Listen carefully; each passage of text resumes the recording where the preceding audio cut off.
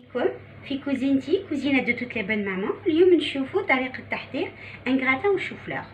للكيفية نحتاجو 200 غرام تاع لحم مرحي، نحتاجو كمية تاع لا بيشاميل، نحتاجو شوية جبن مبشور، نحتاجو شوفلور مغلي وكرازي اون بيوري، نحتاجو 2 حبات بيض، 2 مغارف فرينه وشويه لا لوفور، نحتاجو اون باركات دو فرomاج ريجيم، ونحتاجو تحضيره لا صوص طوماط.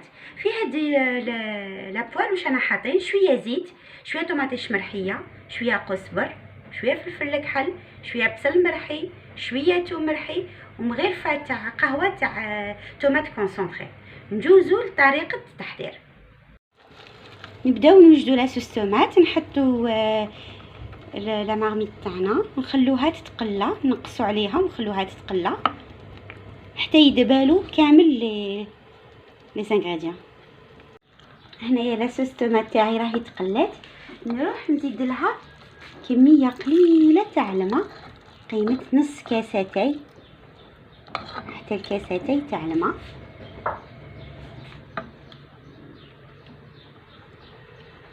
ونخليها شويه تغلي. من بعد نزيدو لا فياند هاشي.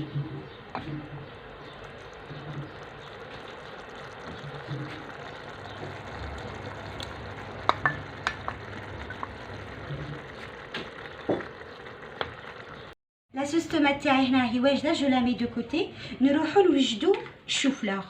الشوفلور هنايا راني دايره قيس 500 غرام تاع الشوفلور، ندير فيهم اون باركيت دو فرomاج ريجيم، ندير فيهم حبتين تاع البيض،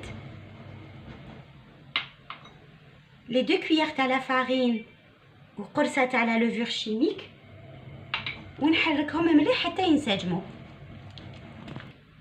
ندوزو لو مونتاج.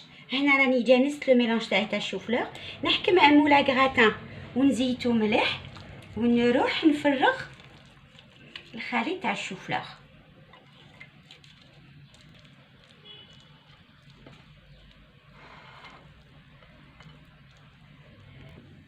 با اون فاك نحط الشوفلور تاعي، نحكم لاصوص طوماط ونضيف لها 2 كويير سوب تاع لا بيشاميل. معليش لاصوص طوماط تكون سخونه، نزيد حتى ل3، هاي الكميه شويه كبيره، ونخلطها.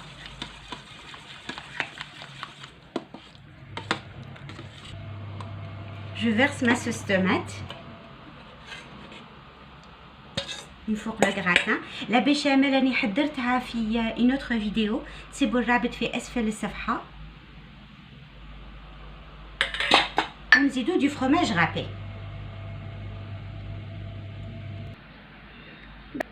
بعد ما سوبودرينا لو فرomاج على وجه لو مول، نروح نطيبو على 180 درجه ومن بعد نتلاقاو. لو غراتان تاعي راهو طاب، راني نحيتو، شعلتو باش يتحمر شويه من الفوق، راهو جا مجمر مليح. نقسم لكم قطعه تشوفوه كيفاش جا. يكون سخون